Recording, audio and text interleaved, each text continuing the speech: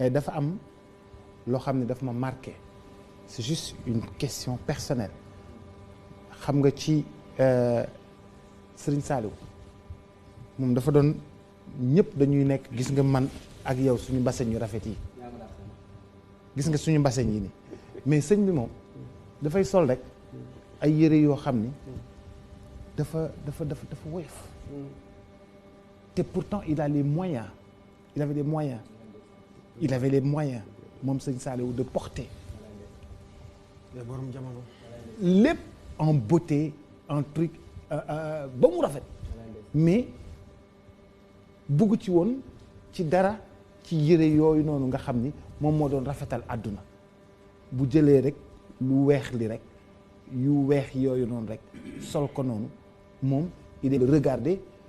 on disait da nga doon xalaat ne mais moom am na lépp mais bugg ko toroxlu ngi wut yàlla toroxlu xam nga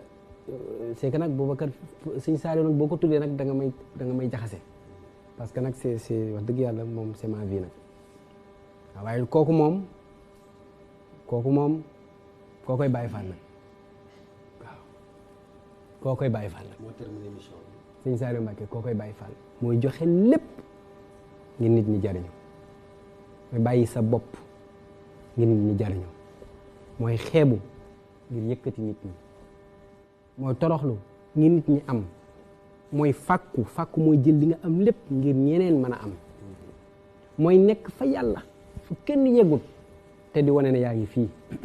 mooy fexe ba boot ñëpp yóbbaale leen doo bàyyi kenn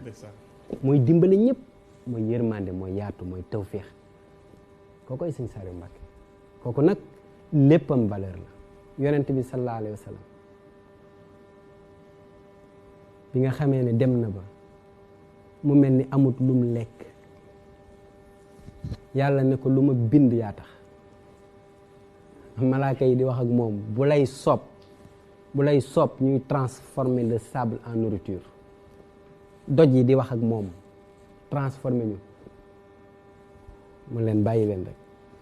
ndax yàlla mii ma ko teg ma di ko gis su ko neexee mu dañ toroxlu